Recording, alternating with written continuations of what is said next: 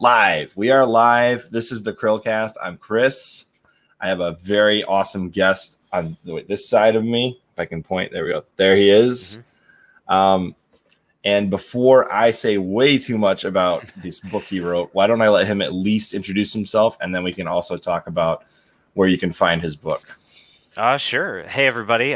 Thank you for tuning in, whether you're tuning in on Facebook, YouTube, or Twitch.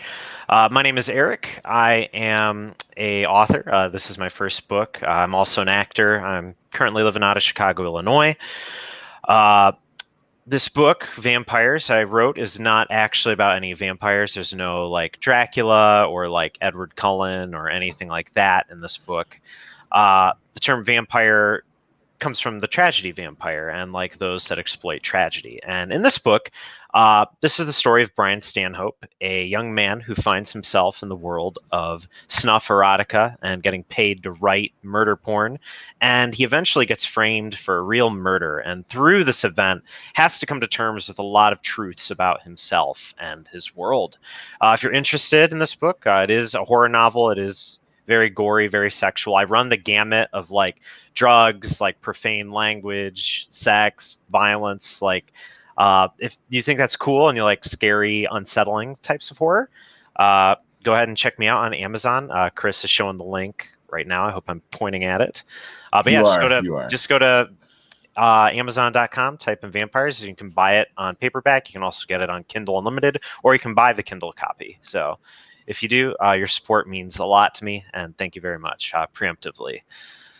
And he's not joking about the what's in this book. It does go across a rather broad spectrum of ideas and things that are all over the place in regards to what you're reading. The one thing that I would recommend before you go into it is make sure you have a good understanding what's in the book. So, like, if you're not the appropriate age, you probably shouldn't read it. Yeah, what would be an appropriate age in your opinion? You can go in blind. Like, if you think the weird fetish stuff on the internet is like furries and like fat Sonic porn, you can go in and you'll probably be fine. Like, no, I meant like what age do you think would be appropriate? Oh, like 18 and up. Like, I'd say like senior year in high school too. Like, once you've seen pretty much any sort of like Tarantino movie, and like, I mean, movies these days like all are filled with like sex and violence. Like, yeah, pretty much across the say if you're like in TV. elementary school or like even middle school, I'd be like, maybe don't read this book. But if you're in like high school and you have got some immaturity, give it a read. And with your parents' permission, right? Yeah. It's like Club Penguin rules. You gotta. He's like, gotta get your parents' permission to read the hands book. out the liability form. All right, kid, before your parents buy this, it's not that bad. I'm just kidding. I'm just kidding. But if you do find any kind of like murder or killing unsettling, then I would recommend give it a quick think before you buy it. If you don't find any of that unsettling, then I have some questions. But no, I'm just kidding. But if you like horror novels, I would definitely recommend trying this one. See if you like it, and if you like it, then you'll buy Erik's next book, which is soon to come out in the next decade or so. I don't know when he's writing his next book. Probably like next 5 to 10 years. I'm hoping before I'm 35, but we can get into that later. Sure. So I guess the question we're all dying to know is what inspired you to write this book? Well, a lot of things. I've always been sort of interested in the millennial condition and wanting to write something unique. I've also always been fascinated by the fetishization of violence, like in our culture. Particularly, like if you've ever watched like a movie by like say Quentin Tarantino, like great films, like always very violent. I feel like violence like permeates like our culture. And we're also obsessed, like right now, like with true crime. And I think we've always been obsessed with it, but now it's like we're really obsessed with it. Like half the new documentaries and things that are coming out are all about like real murders, like serial killers. And if you've read the book, minor spoilers if you haven't read the book, but there's a scene where Brian is watching a documentary and the film crew talks a little bit about a woman who was writing a serial killer fanfic. And that is pretty much true to life, I will say, that scene, because in that scene, Brian is like, no way, this isn't fucking real. And I also had that same reaction. And unfortunately, one Google search proved me completely wrong. So I was like, man, what is this? And for me, it was like in the book, it comes from like this almost like deep sort of primal sexual place for Brian. But for me, I've always sort of, full disclosure here, I've always struggled with like anxiety and like OCD. And like one of the big things with OCD is like if you don't like do something a certain way, or if you, deviate from like your rituals or whatever, you get like these punishing images. And for me, it was always like images of like me, like, either like killing myself or like killing someone I loved. So this was like, even though I do watch and enjoy like violent movies, violent video games, it was really interesting to me that like something that was so frightening to me was something that someone else could be aroused by. And that was where I was like, I want to do something with this. And I started, going around to like these internet forums, like DeviantArt was the big one, and I like made a fake account, and I like just started asking like these people like questions. And I was like, at first I wanted it to be like a play, and then I was like, or like a film or something, and I was like, no, this should be like a book. I think this would make a really good story. And I drew a lot from, like things that have like happened in my life. Of course, they say like write what you know, and the book takes place in like the town in which I grew up. But that was sort of the inception of it, was like realizing like, oh, there's this thing that I am terrified of, but other people like really, really enjoy. And I was like, what is that? So that was the inspiration, I think. Yeah, like there are definitely some fears out there that, other than death even, that people find like weirdly arousing or even whatever. And I always have to like, was that show Taboo years ago that used to be like into this kind of stuff? Oh, maybe, yeah. I'm not sure. I didn't watch any Taboo, but when I was doing research for the book, I definitely ran like the gamut. And for those of you who've read the book, like I think one of the messages I managed to fit in there is like whatever floats your boat, as long as you're not like harming anybody. Because I think everyone has like, there's always sort of like quote unquote like weird fetishes, like feet, furries, like whatever you're into, and like that's cool. And the book kind of goes into the place where that becomes like not cool, when you're like really crossing the line and like exploiting and like hurting others. So you should make yourself some merchandise, and I'm gonna create the line for your merchandise to have on it right here. Sweet. Accept your sheep. Yep, that's one of the like accept your burdens. Like, but I didn't want it to be just accept your burdens. That's like not interesting. Like I wanted something really like specific that like stuck out. And yeah, anyway, I'll never forget that line. I'll never forget that line. Like, of all the people and places you could have invented, as soon as I read this part of the book, I just started chuckling, and I was like, only Erik could write this. Mm-hmm. Like, I don't know anybody. Like, well, in a good way, not in a bad way. You, like yeah. In a good way. Anyways, so Brian, the character in the beginning, mm-hmm. A lot of these characters have names that I recognize from our childhood, growing up in that area. Where did the Brian name come from? Is there any like inspiration to that? Yeah. Or was Brian Stanhope like something else? He had a couple of different names, but Stanhope was always the last name. I cycled through a few names, and I eventually settled on Brian Stanhope, because Brian Stanhope, saying out loud, had this like weird sort of melodic like percussiveness to it. Not really a percussiveness, more of like a flow to it. So that was it. And Stanhope, that was last name. It's a primarily like a British last name, and I kind of wanted him to have like a sort of meaningful last name, if you will. If for those of you who've read a lot of plays, like if anyone's read R.C. Sheriff's Journey's End, the main character, and that is also named Stanhope, but very different book about like the horrors of war. And this is like more modern. Not to say war isn't a modern horror, but like sort of more specific, like internet-based horror. So I'll put it that way. So that was where Brian's name came from. The other names, as you mentioned, like for those of you who've read the novel or have started reading it, you notice there's a lot of like unique names. Like Knabush is I wanted names that captured like Monroe, and Monroe, Michigan has like this really specific naming nomenclature. So like Knabush is a very Monroe name, like which a lot of people are probably going to pronounce as Nabush. Nabush is, and I've had friends who are reading it and they all think it's Nabush, and I was like, good, that's it. Like that was the one was Knabush. Like Finley is another one. Navarre is another really big one that's in the book. Hoppert is a little more ubiquitous. There's another. Vor was one that I chose because I've never met anyone outside of Monroe named Vor, and Vor is another type of fetish, which is of being eaten. And I was like, that's a little fun little Easter egg. I like threw in there. I was like, I wonder who's gonna like pick up on that. So far, a few people have, but not too many. I kind of wondered because they were always around when they were like bringing up or maybe it was just a coincidence in my head, but it seemed like every time they were bringing up what Brian does, and then they like Mr. and Mrs. Vor listening. Yeah, early on they were always like sort of listening in, and like it was more sort of that like that was sort of my way of expressing, in how small towns there's always like gossip and like eavesdropping and things, like, which is really interesting because like in today's digital age, like a lot of that information is available, say, online, but a lot of the like juicy stuff still comes from, say, the horse's mouth, if you will.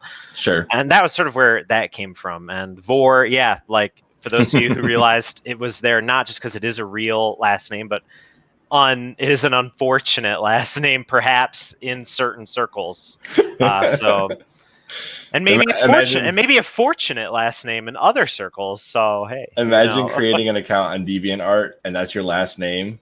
Oh man! And people are like, why don't you create this kind of art? Well, DeviantArt, they like, yeah, I think like you would learn very quickly. Like if you have the last name Vor and you try like, because I think something we all do is we Google ourselves at one point or another, and yeah, if your last name's Vor, you're gonna have a rough first Google like experience. I'm sorry. Yeah, I've Googled myself, but luckily I have such a common name, you can't find anything about me. So all the other Erik Burkes are artists, which is really artists cool. And music. I think there's a musician. There's a musician, and the two other big Erik Burkes is like there's a musician.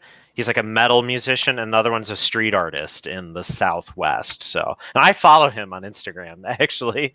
Yeah, he does some really cool street art stuff. So gotta support the other Erik Burkes out there. I found out through a random stop on the highway that there's another guy with my name that apparently does dog fighting and other things. So and they thought you were that they thought guy. that was me, like, and then they realized really quickly. Dog fighting guy. They realized really quickly, nope, that's not him. Oh, well, that's good. Yeah, just take a second look at my driver's license to figure that one out. Anyways, well, that's good. Yeah, it's like, dude, this ain't me. Take the cuffs off, buddy. That was how that went. Anyways, so the next thing I wanted to ask you was a lot of the landmarks and stuff that you bring up, especially one that's kind of particularly political right now, I recognized. And then there's one that I was like, okay, this must be the made up one to spend a lot of time at specifically so that it doesn't like, you know what I mean? Like the Zoe's place. Yes. So we'll start with Zoe's. Zoe's was based, for those of you watching, there was a diner in Monroe called Dina's. That was like a haunt of mine that I used to like go to all of the time. And I wanted to put Dina's in the book somewhere because it was such a landmark. It had been like featured on like a few Food Network shows. Diners, Drive-Ins, and Dives was like the big one, but it was on a few other ones as well. And just sort of like this place, and I wanted to capture the atmosphere of the place, if not the place in name, because Dina was sort of a, if you will, outsider to Monroe in the sense that in real life she was from Greece, and Zoe in the book is sort of a transplant from Detroit, and they have very similar stories, like of how Dina's got its name and how Zoe's got its name. But that was it. Anyone looks up Dina's now, you'll probably find that it's being transformed into a dispensary now. So, oh, it is. I didn't know that. Yeah, and that Dina sold off the diner, so now Dina's doesn't exist except for as Zoe's and Vampires. So that's like a weird feeling. This place where I used to go to like before school, like I'd wake up extra early some days and like drive there and get like the house special, or whenever I'd come back from college and visit Monroe, it was always where I went. Like I would have to eat at Dina's like at least once. But unfortunately, and I could be wrong, it was in the paper, but I believe due to like the COVID-19 pandemic and reduced business, she ended up selling the place and moved on to greener pastures. I believe she went back to Greece, but I'm not entirely sure. So Dina, if you're out there, if you're watching this, if you've read my book, like Zoe's is for you. That's a nice little homage to a place you really enjoyed. I did find it interesting because your particular type of vandalism that occurs in the book on the statue, has that actually ever happened in real life? Yes. Okay, Yeah. it has. Oh Okay. man. All right. So in high school, to give you some background, in Monroe, Michigan, right now, there is like a landmark called Custer Statue, which is based, for those of you watching on Twitch, Facebook, and YouTube. Hello. Anyway, in Monroe, Michigan, there's the statue called the Custer Statue. It's officially called, I think, Citing the Enemy, where it's General George Armstrong Custer on horseback. And I think it had always been a political sort of like hot button topic, but I think the results of the past year sort of catapulted it onto the stage, because there's a line in the book where Brian like refers to it like, as some people call it, the butcher in the square, which is actually how I heard it referred to in high school before we were, really talking about on a national level, like Native American conquest and like a revisionism of history, and for those of you who don't know, there in the book it's a bit more politically motivated, but in real life it was, I think, just crass humor motivated. Probably. But in the I just didn't know it ever happened. Yeah, in the book and in real life, like when I was in high school, it was like a tradition that someone like every so often would go. And if you look at the statue that like George Custer is sitting on, this horse on the statue has these like massive testicles, and someone would always go and spray paint the testicles on the horse blue. And that happened, and it became such a problem that they started posting like police outside the thing for a while. Like they put up like a security camera up at St. Mary's across the street. But in the book, and this was actually like something I'd always put on, because I started writing the book in 2019, and it was something I wanted to touch on like early, that it was like a debate, but sort of like a sort of behind closed doors debate, whereas the events of like 2020, particularly I believe George Floyd's death, sort of catapulted this onto the stage, and sort of this debate that's happening even right now, if for those of you who are from Monroe, of like, should we continue to honor this man who during his lifetime, his was a hero, but like by today's standards, was despicable, and like, what do we do with that? Like, how do we reconcile that?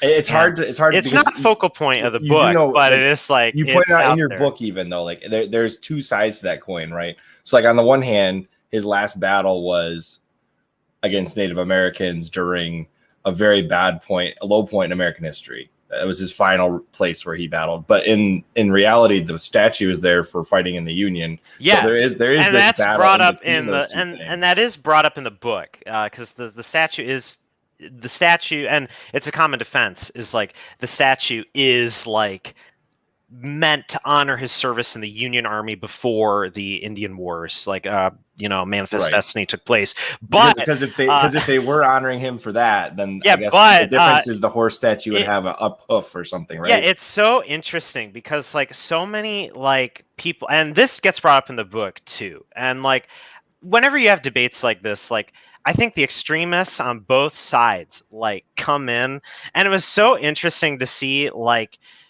Sons of the Confederacy and stuff like start defending the Custer statue, and like all these people who are like racist, and that's touched in the book too, like are now all of a sudden defending like the Union Army. It's like one of their biggest heroes, and it's like like what is really the motivator here? And that's a whole nother debate, but that's was a little seed that I wanted to throw into the book for like people to think about.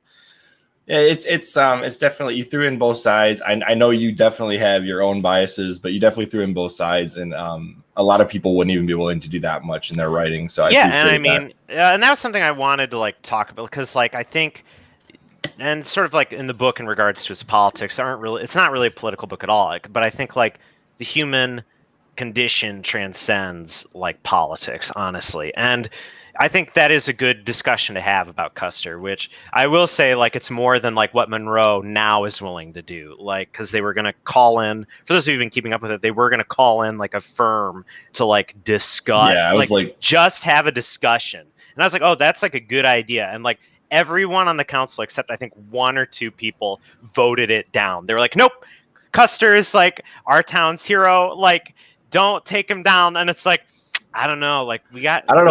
I think the other half of that is like hiring an outside firm to determine an internal conflict always raises like people like, what? Like, why can't we just have this discussion here? Yeah, and I think some of it was blown out of proportion a little bit, I'll say, but I think it is an important discussion to have because, I guess my whole point with that was I didn't know that the horse thing happened. The horse thing. Balls. Oh, it's totally real. I didn't know that was a real thing. Horse. Yeah, in real life, in the book, it is, and that's sort of another like artistic twist I did. Is in the book, it is clearly politically motivated, the vandalism of the statue. But in real life, it was literally probably just some like drunk kid going out there and trying to impress his friends and like, oh, I spray painted the horse. The horse's balls blue. That's amazing. Yeah, and they never touched the rest of the statue either. And like, I know the city council, like, they fought hard to like kind of keep it under wraps. They didn't want it getting out and it becoming like, say, a tradition. But I think it is, and I think I wonder if it's still going on or if like maybe they removed the balls from the statue. They just take the balls, carve them off. Yeah. Who knows? Although this is funny that this actually was brought up. Just real quick, a side note. Yeah, sure. Red Dead Redemption 2. Actually, they programmed artistically the balls of the horse to go up and down as you walk through. I do remember that. Yeah. So it's these things that keep popping up. Realism in gaming. So the next question I had for you, in regards to motivation in the book, stories brought to life. What are some of the real life stories besides the one we just discussed that you brought into the book, and why? What made you decide to put those particular things in the book?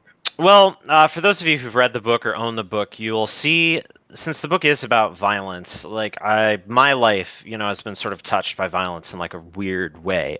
When I was growing up, and even when I was in college, like from high school to college years, there were two very nationally like public murders that happened in Monroe County, which and you touched on one specifically. Yeah, like that. You called out the real one that happened. There is the Nevaeh Buchanan, and I dedicated the book to the memories of Chelsea Bruck and Nevaeh Buchanan. Nevaeh Buchanan was the first one, and I remember being in high school when she disappeared. For those of you who don't know, you can Google this. It was like, I think it might have been like 10 years ago now, maybe 11 years ago now. I was a junior in high school, and this young girl, she was playing, I believe, on a tricycle or something in her apartment building's like parking lot, and she got snatched by someone. And there was like all these manhunts like going on around Monroe. Like kids were volunteering after school, trying to like find her. Her own family, if I recall, came under a lot of scrutiny because they weren't the most sort of scrupulous people, if you will. And I remember we were in English class. It was my 11th grade AP English class. I remember some of us were like talking about joining in like the search parties because people thought maybe she had been dropped off somewhere, or maybe she hadn't been snatched. Like that witness report was like wrong, and that she was like lost in the woods somewhere.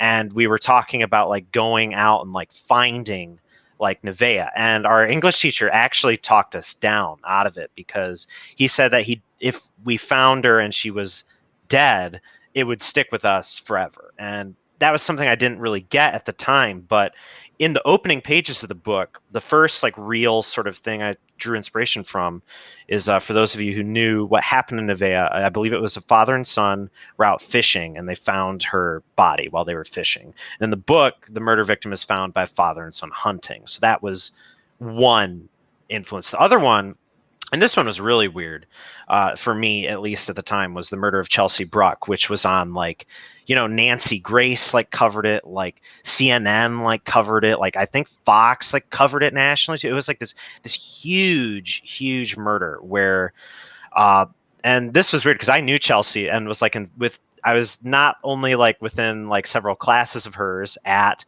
Monroe High School, but I had gone to her house once and we watched The Time Traveler's Wife, which is like a terrible movie, but that's the memory I have of her. It's like this one time she invited me over to her house and we watched The Time Traveler's Wife.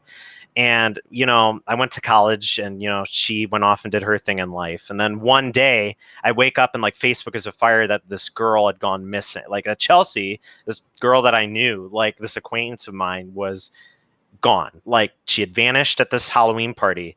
And in the book, that's one of the major plot points, is this vanishing at this Halloween party. And in real life, you know, people, and this is another inspiration, is in real life, the investigation took a long time because there were these in the real party in real life, a bunch of skinheads like showed up at this party, and they had ties to sex trafficking rings in Ohio. And I didn't hear that part of it. Yeah, it's like kind of, it's like sort of like insider information. But if you remember, there was like this sketch, Chris, of like this guy with like I do remember that. Yeah, and like glasses, and then the real guy who ended up murdering Chelsea looked nothing like the sketch. No, like, no, he didn't. But yeah, so there were these guys, and there was this weird hipster-looking guy who had this very distinct. I wonder if I don't know if it's even Googly available anymore, but they had this post of this really distinct-looking guy. And they what I had heard, they actually picked up that looked like him, wasn't it? Yeah, and they arrested a ton of people. They picked up all these people, and it was they were looking at this skinhead. I got it. Hold on, I got it. Yeah, that guy. Like, everyone was like, what the heck? Like, who is this guy? And they started picking up all these guys that looked like him. And then they started going down the route. Literally, this investigation, for those of you who don't know, took about, I want to say, like 1 or 2 years. It took a long time. Was missing, like, for about a year and a half. She was, like, not found to be murdered. She had been missing. And people thought that she had been sex trafficked out of this like Ohio sex trafficking ring that had like international ties. And I remember they thought that they were like, oh shit, she's in like some, you know, third world country somewhere, like as like a sex slave or something. And then they found her body, and they quickly, like very quickly after her body was found, they caught the real guy who killed her, someone named Daniel Clay. Mm-hmm. And his motivation was like, you know, your standard sort of like history with problems with women, like murdered and raped someone, tried to print it off as an accident, and, you know, was rightly found guilty. I thought, I don't know if you saw the documentary where they did the investigation with him, but the way they kind of convinced him to tell his story was really interesting.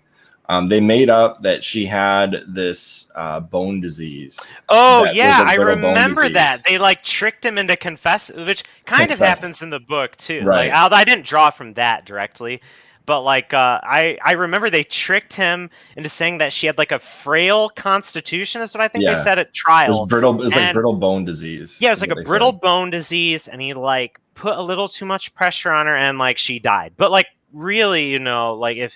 For those of you who want to, you know, I won't go into too much detail, like out of respect for any who may be watching, but when the evidence was presented at trial, it was very clear that this was not an accidental thing. Thing. It was not. Yeah, it was not accidental at all. And I thought it was pretty clear. Yeah, in the book, it is also pretty clear. This isn't like an accident. And in the book, you know, I didn't want to completely base it on Chelsea at all. Like, Chelsea was the inspiration, and there are the mirrors there, like the Halloween party. Dressing up as like a comic book character, because that I think was what was like one of the big things they brought up constantly in the national news was, you know, oh, she was dressed as like Poison Ivy, and in the book it's someone dressed as like Harley Quinn, who I felt was a little bit more relevant at the time of me writing it. And that was sort of it, because that had like a really profound like effect on me. And as part of the research of like writing the book, I talked to several people who were at that party to try and get like a feel of like what was the atmosphere like here. And everyone said it was like fucking weird. It was supposed to be just like, oh, it'll be like maybe, you know, 50, 60 people like in the woods, and we're gonna list some bands and chill. And then like 400 people like showed up. Everyone was like plastered. Like, it was crazy. Like, it was wild. So and that was this party wasn't supposed to be that is what big? I like. At least from what I had heard. There were 2 people who I interviewed who were like, oh, it wasn't like supposed to be that big. It was like maybe 100 people would show up, but then like 4 times that number like showed up. And like another sort of real tidbit that sort of made its way into the book is the cameras. Another reason why the real life investigation took so long is the cameras. The owner of the property where the party took place, even though he was only expecting like say 100 people, he had the foresight to put up cameras like around the property. And it was at night, and there was like fires and like, you know, lights. Like a lot of the footage was not great that the cameras captured, But other he than still like had them. they still had them. Smart. And I remember during the investigation, they shared pictures of the one camera that like worked, which was the one inside the tent where the bands were like playing. That one they like got like some, you know, good footage off of or whatever, but they ended up getting, you know, Daniel Clay for it through, you know, his confession. But yeah, so there are definitely some seeds, like these real life, like, you know, sort of murders that like happened in my town that sort of had like an effect on me. And Chelsea Bruck was like that was really weird. I was like, that was sort of not the first person I knew who was like in my age who had like died, you know what I mean? Right. Yeah, we had several people that we graduated with. Yeah, and like even growing up, you know, like, but it was the first person I knew. In like our second grade from cancer, which was crazy. Yeah, and I knew, like, it was weird because this was like the first time in my life that like someone you knew was like killed. They didn't, you know, pass away. It wasn't like an accident. It was like this person was like intentionally killed, and that I think had like a real profound effect on me, and it stuck with me for like a really long time. And I'm glad it finally found a way out in vampires through like what happens with, of course, my own spin on it. You know, for those of you listening, this isn't like a true crime like by the numbers you know, like book. It is very clearly a work of fiction, and like I don't intend to be like an expert or anything, and something also like I didn't want to feel like I was like exploiting, you know, what happened to Chelsea or what happened in Nevaeh. So by fictionalizing it up, and something that the book even brings up is like all like, you know, when Brian writes, like he writes about the hook-handed hitchhiker, like, you know, that is it, because that's like fictional. That's pretty fictional. I referenced Dahmer once because that was like just the connection. And then the only other one I referenced was the Black Dahlia. And I chose the Black Dahlia because that happened so long ago that like I think everyone that was like involved with that case has now passed on. There may be some minor characters in you also that whole story had a reference alive. to Ted Bundy in there too. There is a Ted Bundy reference too. Like but as far as like the actual snuff fiction goes, it's not meant to be real people or anything. It's meant to be, you know, this very clearly like fictional thing. So it's like I hold up my hand now and you see the hook. Like yeah, it's Chris. It was Chris. He's who I based Christine's new boyfriend Colin on. Anyway, so yeah, I thought it was cool. You had all these references to things that also affected me pretty profoundly. And honestly, the older I get, the more I recognize the effect that they had on this community and myself. And having that representation in the way that you did it, I think would bring to light some of these feelings that you and I have both had, and probably a lot of the communities. Yeah, well, thank you. It is like weird when it's like, you know, you sort of like go through this desacredization, like sort of this like this humiliation, if you will, this like becoming of humbleness of your town, which you think is like, whoa, like, you know, growing up, like I really liked Monroe, and you know, in high school everyone like hates Monroe, and then you kind of see like, oh, we were, you know, heroin capital of the world for a little while. Well, yeah, that was later on though. Yeah, but like, you know, you kind of see like the rot that's there, which is something that's always like interested me. Like one of my favorite artists, filmmaker David Lynch, like when he was making like Blue Velvet, you know, it's like what's interesting is not this like pretty rock, if you will. It's like when you turn over the rock and there's all these like grubs and like rot underneath. Like that's what's interesting. And that was, and you know, this is not meant to be like an actual portrayal of Monroe. It's definitely a twisted, that's something you and I talked about before. Yeah, this is definitely exaggerated some of the issues. Oh yeah, like because it doesn't make good fiction to have a book that just sticks to exactly what the nonfiction. Yeah, and then it's like not fiction. You know what I mean? And it's definitely my beautiful dark twisted Monroe is like what this is, and it's like. Because I really do love Monroe. Like I had two friends come for the book signing. I like gave them like the tour, like told them like, oh, these stories, like these like crazy things that like happened here, and it is an interesting place, and I hope like people kind of see that. But I hope they know that like this isn't meant to be like, you know, I mean, I'm sure there are juggalo drug dealers in Monroe, but like it's not ripe with them like it is in the book. Are you sure, Eric? Have you gone? No, I'm just kidding. Well, speaking of the East Side, the scene, there is one real thing I witnessed in the East Side, and that was the scene of the guy like admiring his car while his kids are like fighting in the yard.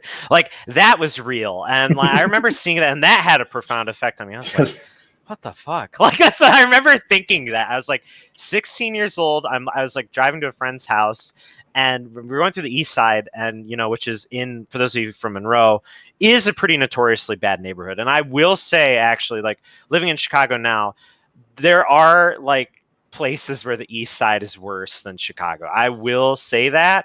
But like I just remember one day I was driving to a friend's house, and there was this guy with this like beautiful car out in his front yard, and he's just sitting on his porch like admiring it. But then there's like his kids are like hurting each other fighting like in the yard, and that had like a really profound effect on me, just this sort of this skewing of like what is important. And that was one thing I like kept in the book.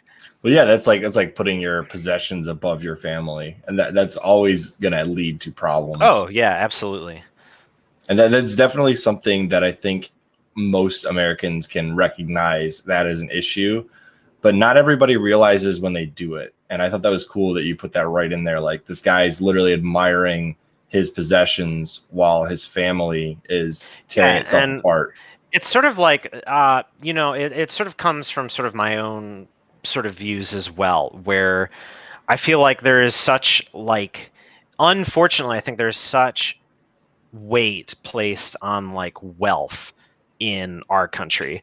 And I, not to say wealth is like a bad thing. And I know a lot of people who have worked very, very like hard for their health or wealth, excuse me. I hope you're working hard for your health too, but like there's a lot of people, who have worked very, very hard for their wealth, but there is this like sort of, where it's like, oh, I'm better than people because I have like a Lambo, or like, oh, I go and like buy the newest like iPhone. This sort of like this idolization of like material possessions, which is like really unsettling to me. And that's one of the twists I like put in this book, and something I think a lot of people can like relate to. I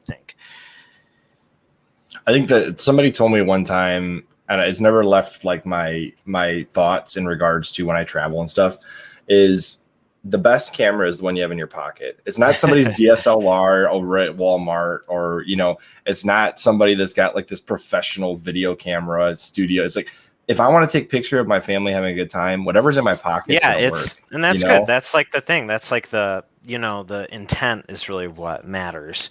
And that's sort of something that I talk about a great deal in this book, is like sort of like intent in like our lives. And especially like growing up as like a millennial, you just see the world like kind of crumbling around you in a lot of ways, and how that sort of, affects you. Like I feel like maybe our generation is just perhaps more open about it. I don't think, fetishes are like a thing that is like unique to just millennials or like Zoomers or young people, but it's like now it's like out there, and it's like in your face, and that's like cool. I think that's like really cool. But sometimes it's cool, but it's also like sometimes you don't want that in your face. Yeah, exactly. Yeah, and that's sort of the thing. Like, we'll accept your sheep line. If you go to Google and you type something in, let's say you're looking for Bugs Bunny, and all of a sudden you find you're gonna see like big chungus. You're gonna see a big chungus. Let's put it that way. So like, in some ways, I think it's oversaturated. Some of these. Oh sure, but I think like, too, in some ways, like I think pornography, like it's sort of generally like in a lot of ways, I think Brian is providing like a service, and like pornography, I think really does provide like a service to like people. It's not just like, oh, look at this like unclean thing. It's like, yeah, like actually, people like get their rocks off to this, and they're not, going to go out and make bad choices. And like, with like the serial killer stuff, like the fiction, like something that Brian really wrestles with is like, like, am I actually like really hurting anybody? Because at the end of the day, like these are people who like want to pay me for like my work, even if I am not fully on the same level as there, and like how he slowly does get there and like come back. But yeah, it was really fun to write a lot of the snuff stuff, although it was like there were several times where I've been like, I'm fucking sick, like I'm crazy, like what is going on? But then when I finished the second draft of the book and started showing it to people were like, oh, this is actually like really cool. I was like, all right, cool. I'm not like sick. Are you worried at all that you might attract the same crowd that Brian attracts in his book? Not at all. I'm kind of joking, Eric. Oh, not at all. Like, I mean, there's definitely, I will say all right, so I will say I put like some of the tenets, if you will, or like sort of the style of like snuff in the books. Like, even though it's like snuff, there is like this certain corniness to it. If you go out and read it, if you do choose to do so, great. But if where it's like it's like very corny, like raining kisses, like was one, and some of it is like quite horrific, but it's like intended to be like sexy. Like the one that I stole, and someone actually found where I stole this from. Is the luscious cum line. That was a real line that I read, and I was like, that is too good. That is like too good. Like, that has to go in there. Like that's it. Like that one was like really like fun. Just that little like sentence. And in earlier drafts there was more, but I ended up cutting like almost all of it because like it really was kind of getting in the way of the story, and it was like. And you're probably like, this is its own story in the middle of my story. Well, sort of, yeah. And like I put more in there in earlier drafts because I kind of wanted people to like really understand. In my head, you know, when you're writing something, you don't really have like an audience like you are when an actor. So it's like you're like, oh, I don't know how this is going over. I better put in a lot to make sure people get it. And then like in the book, it's like the 3 stories that you like read. People are like the 4 stories. People are like, we get it. Like, I was like, good. All right. There were like 8, I think, initially, and they were like spread out like through the book. Ooh, but it was an idea I scrapped. Something I wanted to talk to you about that I thought was really good in your book specifically. You kept the cast of characters small enough that you could follow it and not get lost in it. Well, thank you. And that was something I wanted to do because like there's really after this question, Will has a question in the chat. Yeah, we can. I think it's really good. This is a really good question Will has, and I'll address it for everybody. So he's actually got 2. I was going to pick them both up in a second. Oh yeah, how do you decide when the book is done? Those are both great questions, Will, and I'll get to it as soon as we say your question of what was it again that you just asked me? Well, so let me ask you this. You had a neat and tidy cast. Yeah. Were there extra characters at some point that you ended up doing away with? It wasn't so much characters, but it was backstories on the characters. So really the 2 protagonists are Alexis and Brian. And then I would say like a tertiary. Kind of Sandra, Sandra Johnson, detective, kind of tertiary. And then you've got, you know, Nick Bowman later. She's kind of an anti-hero. And at the same time, Brian is too, though. Yes. Like everyone's morally gray. Like no one is like a saint in this book. Like, but as the characters, like I put in a lot more of their backstories that ended up cutting, and I just sort of left in like the bare minimum. And a lot of that goes to the people I thanked at the end of the book, all my beta readers and my friends who read it. Zoe initially had way more, and Zoe ended up, you know, she doesn't play that huge of a part in, say, the murder investigation or the snuff. She's more of like this shelter in a storm for Brian, and outside of that, like it wasn't really that important. It was just like leaving the details. Like the only that was really what I cut. There was no like character that appeared or like disappeared or anything like that. And yeah, everyone in the book, something I really wanted to do is to make it real. It's like no one is like a pure saint or a pure sinner. Like Zoe, like even though she does a lot of good in the novel, like, you know, she eavesdrops, and like Alexis, you know, has anger issues and like validation issues. There's nothing illegal about eavesdropping. And like, yeah. As long as you're not wiretapping, right? And you know, Brian, like Brian embodies, you know, pretty much everyone I know. A little bit of everyone I've ever met has gone into Brian. Like, especially like every millennial I've met, like turns to like drugs or like escapism at some point. And for Brian, you know, the escapism was like snuff. And I thought that was like really important to capture. And Sandra Johnson, you know, really does fall under the detective's curse, like believes that her initial assumption is the correct one, despite evidence to the contrary, which is like something that is like huge. And like something that I like kind of wove in there is like a flaw, and we kind of like see it unfold as opposed to like discussing the repercussions of something like that.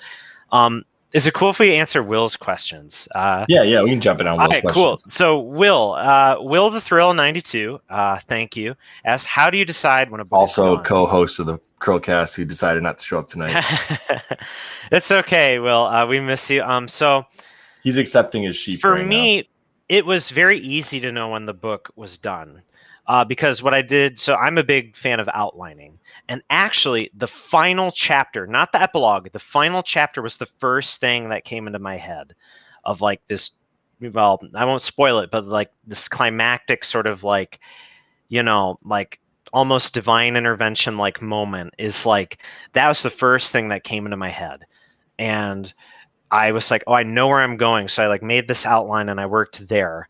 And I felt ending it, for those of you who have read it, the way that chapter ends, doesn't really resolve anything. So I added this epilogue to like sort of tie up everything a little nicely, which is, it's not perfect. Like for those of you who've read the book, like something I really like in books is like, characters, for those of you who've seen The Night Of was a big inspiration for me. HBO's The Night Of, like something that show does brilliantly and something I tried to, draw from is the fact that at the end of the story, the characters are just a little bit better. They're not completely changed people who've learned, the Grinch's heart didn't grow 3 sizes like that day. they're just a little bit better. And I think that's really realistic. Like it's very rare that people undergo like huge transformations in their lives, but people grow a little bit, and that's what's beautiful.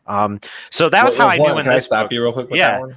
So the huge transformation thing has always kind of bothered me because like you can just look at weight loss as a good example, because when people go through these dramatic weight losses quickly, they almost always put weight back on. Yeah, a good example of this that I really like is for those of you who've seen Down the Rabbit Hole's Wings of Redemption video, and follow Wings now. Like it's like the weight almost feels like a symptom of like a deeper problem. And I could talk about Wings all night, but for those who don't know, Wings was friends. Wings of Redemption, this YouTuber, was friends with FPS Russia, and he was like, "Oh hey, like," and Wings was like, I believe he was 450 pounds at the time. He was like, "Hey, come to like my house for like a month, and we're gonna do this like boot camp, and we're gonna like get you to lose some weight." And he lost like 150 pounds, but then he gained it all back like very shortly after doing that. And same with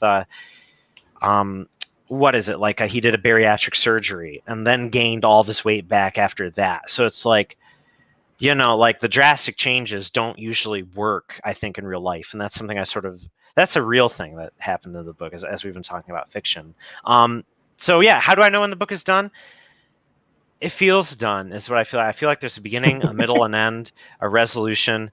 I will say though, writing and editing are two very different arts that I had to master for this. Writing, to do the outlining, to do the actual sitting down, not research, none of that, like to sit down and like, have a finished outline and then start, it was a bright and empty day through, and he went out of sight, is like, that was 6 months. That was like 6 months of like writing every day, at least like 3 hours a day.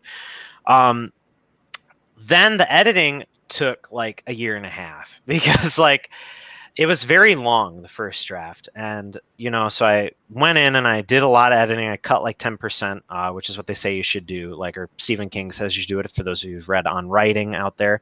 I think that then when I started to get people's reactions to it, then that informed a lot of where the editing would go. And I would add things and take away things.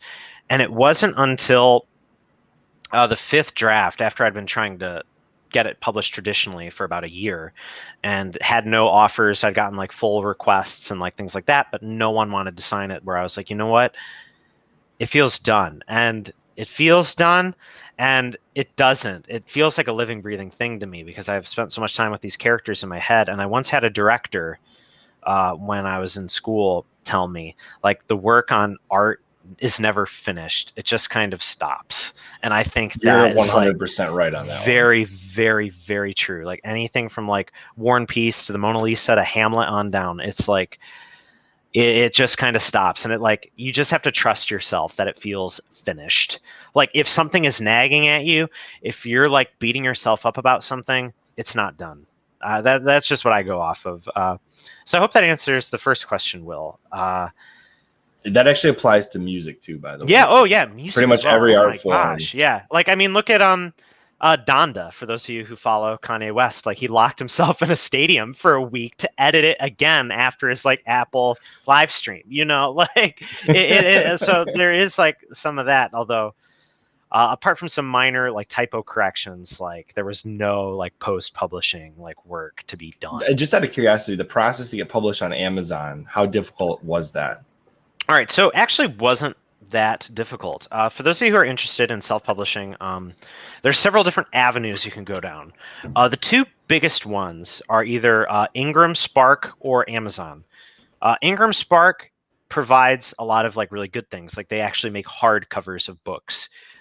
They do a little better like distribution, I think. Like they actually put it out in stores for you if you self-publish with them.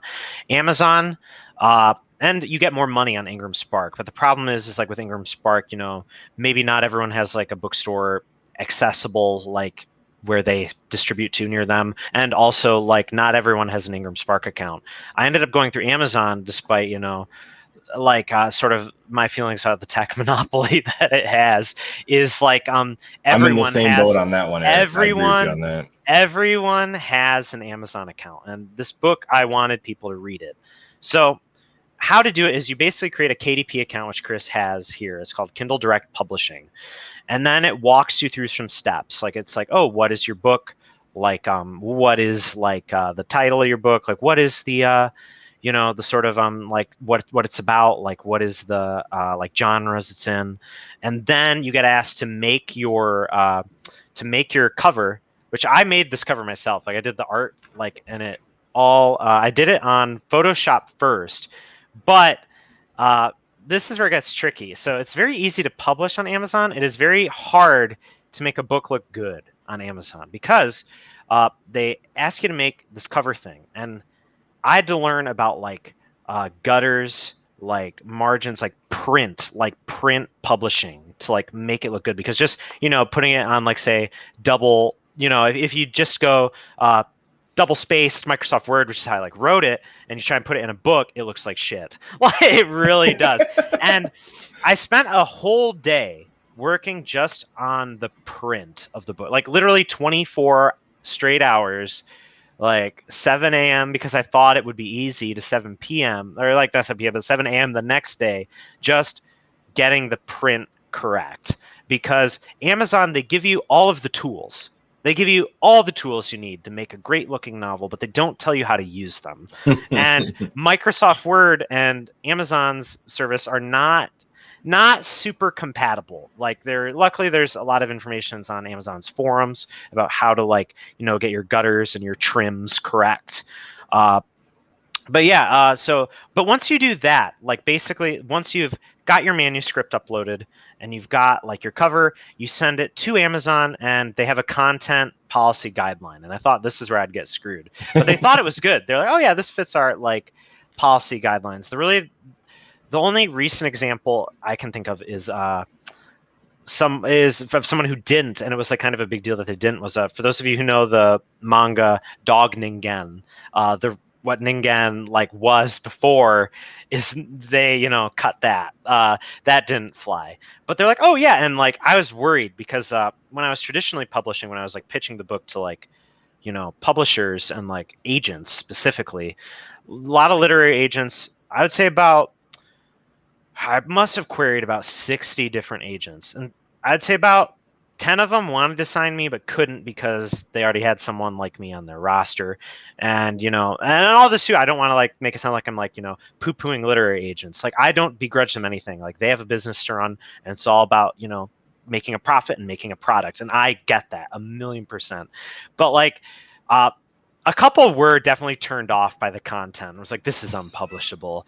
And the closest I came to like going a traditional publisher route with a publisher, not a publisher, it was an agent and a publisher who will remain nameless. They wanted Brian to be a girl. They said I could keep everything else, but if I made Brian a woman, it would be okay. And they would publish it. And in my head, I'm like, this is all about like the fetishization of violence and serial killers. And like, most serial killers are men, and like yeah, there's very few women and the serial book killers. the book is very specifically focused on like the fetishization of violence of men preying on women, and I didn't think it would work. And also I'm not worldly enough like to know about women on women violence. I know it exists. I did not do any research on it or like anything, so I was like, I didn't do it. But anyway, back to Amazon. So it was like after that where I was like, I should self-publish this. Like, I'm just gonna go out and do it and get my name out there. And so basically, once you get your manuscript and your cover and it's approved by Amazon to sell in their store, you basically set a Kindle price, a paperback price, if you even want to do paperbacks. Some people don't want to do paperbacks at all. Some people just do Kindle books. And then you choose like the distribution you want, and then they give you your contract. And like your contract, it's very, very easy to like read. It's basically like the only things you like can't do are you can't sell like the author proofs, which are like test copies they give you. You can't turn around and sell those. And like I don't think you can sell it on like Ingram Spark and Amazon at the same time. It was like the other one. And but basically they break down like, oh, here's what you want to charge for the book. Here's how much you will make. Here's how much we take to cover the printing costs. Here's like our cut, and here's what we give Uncle Sam. And like, and so it's very easy to understand, very simple to like break down. Overall, it was like a really positive experience. And like for my next book or books, like I'll probably go through Amazon again, unless I get traditionally published or I want to dip my toes in on Ingram Spark. But so far, Amazon's been great. The only weird thing is they don't give you they give you like a sales rank, but they don't give you your actual sales numbers until until you get your first royalty check. Then you can do some math to like figure it out. But like they just give you, oh, here's like your rank in like this genre. It's really strange. And do you make money when somebody downloads it on Kindle Unlimited? Yeah. So on Kindle Unlimited, I don't believe I make any money. I think it's only if they purchase it. But I put it out on Kindle Unlimited because you can choose the time run, and I believe I'm on it for at least the next 3 months, just because like to me, I didn't write this book to like make money or get rich. It's like I wanted to create this art and like have people explore it and like just get my name out there. Like for me, it was never about becoming, the next Steinbeck or Hemingway or like the next Camus or something like that, or the next, Stephen King or Stephanie Meyer or anything like that. So now that your work's out there and it's readily accessible, I mean, for $2.99 on Kindle, you can have Erik's work, his 2 years of service here for you guys to have for $2.99 on your Kindle book and enjoy. What would you say to this question? All right. So should fan feedback influence sequels? No. So I'm going to keep that one very simple. Absolutely not. Basically, there's a follow-up to this. Where Will continues and says, and they theorize about certain characters and how the plot will unfold. I'll tell you this, like, as an artist, like, you should have a vision, and you should be true to your vision. Now, there are places, like, say, if you're beta reading, or, like, you have a friend who's reading it, and they're like, oh, man, this isn't really working. I think that's, like, different, because that's sort of someone who's intimately familiar with the work. If people are just sort of... And the artist of the work. Yeah, of course. Like, I think if you're allowing the fans to, like, steer the story... It's like it kills it in a way. And I think a very good recent example of fans influencing canon gone wrong recently is the Star Wars sequels. Like, absolutely, those movies were butchered by like fan blowback and fan feedback. And I'm going to tell you, like, one of the truest things in the world is like, if you try to please everyone, you are going to please no one. That is so true. It's so important. Whether you are like, Andrei Tarkovsky, like making like abstract, like beautiful Russian cinema, or if, you're writing like a Harlequin romance novel, like have your vision and stay true to the vision, and people will connect with that. And on a legal reason, if a fan on a forum has a really cool idea, and you take that can be like, there can be copyright and like intellectual property concerns there. So I say stick with your vision. People will be drawn to it. Like if it's true in your heart, like people will connect with it. And that's what I would say. So yeah, just a real quick note on that. So I had a hard time thinking, like, so for the longest time I thought because of Star Wars Episode 8, because of how weird that crossover that Rian Johnson put together for that, like, and I know he was looking for conflict when he made that. After watching Knives Out, I'm like, this guy can write. Like, what was he doing in episode 8? To tangent a little, I am of the camp that Rian Johnson is a genius, and I love The Last Jedi, flaws and all. And I will say, like, as sort of to debunk my own statement I just made, is like the problem with the Star Wars sequels went a little deeper than the fan blowback. Although It the did. fan theories and the fan blowback played a huge part in it, I would say the big problem is what I first said. Is like No whoever was in vision. charge, they had no vision, they had no plan, no central direction. And that's sort of why I outline as a writer, because then I know where I'm working to. I don't ever want to, be that writer who's like trying to figure out what comes next, like with a bottle of scotch in Havana, like somewhere reminiscing on the days of yore, like, That's how I write.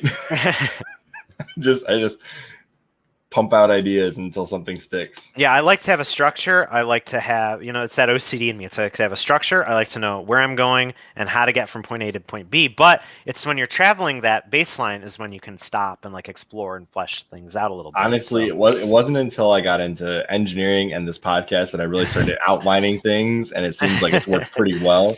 Yeah, although I will say the live great. cast has been a lot more improvised, and I kind of like that. Oh, sure. Yeah. I mean, and there are places where outlining doesn't work. Like, say if you're into poetry, or like, if you're a poet, I think, or like a beat poet, or like you really like stream of consciousness, like, yeah. And sometimes it's more about like, I think having the outline and the detail is like important, but sometimes it is really just about the feeling and like trying to capture that feeling and like, how do you express that to someone in whatever your medium is? So yeah, that's what I have to say about that.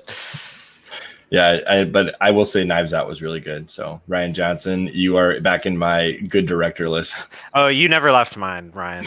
I know I'm in a small camp, and I loved The Last Jedi. And I will say there are parts of that movie I cannot defend, and I love it anyway.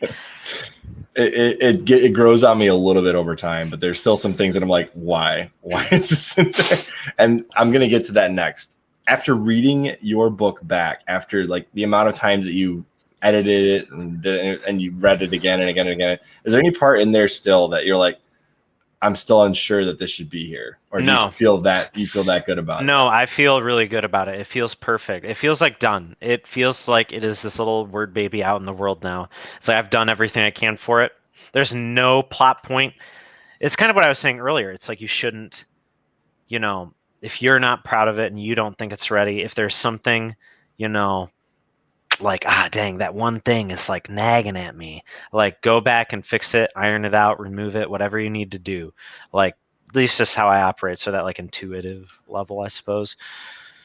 So the next question is this material that you've written deserving of a sequel in your mind, or do you want to write something different? Well, fun fact, it's yes to both. So something I've always had an idea for is what I call the Monroe trilogy, which is kind of what I'm working on.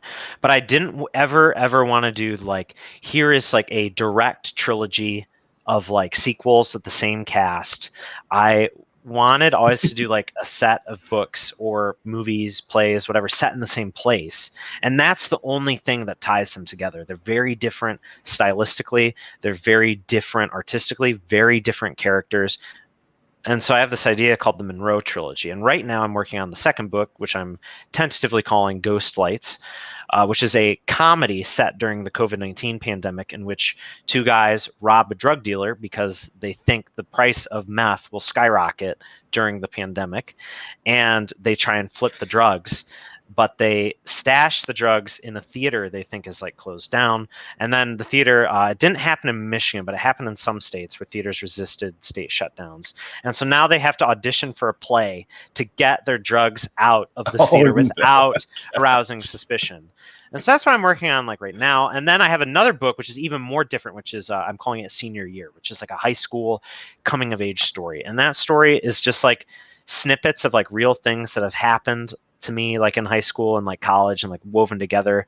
And for that book, what I'm basically trying to convey, if there is where it's like this book has like, vampires I think can be interpreted many different ways, and like Ghost Lights is going to be more an out and out comedy with like philosophical leanings. But Senior Year, I've always wanted to like tell the story of it's like it's okay to not know like what you want to be when you grow up, like, and anyone telling you, oh, if you don't know what you want to be by a sophomore in high school or a senior in high school or sophomore in college, like, you're just going to be a failure. Like, that's not true.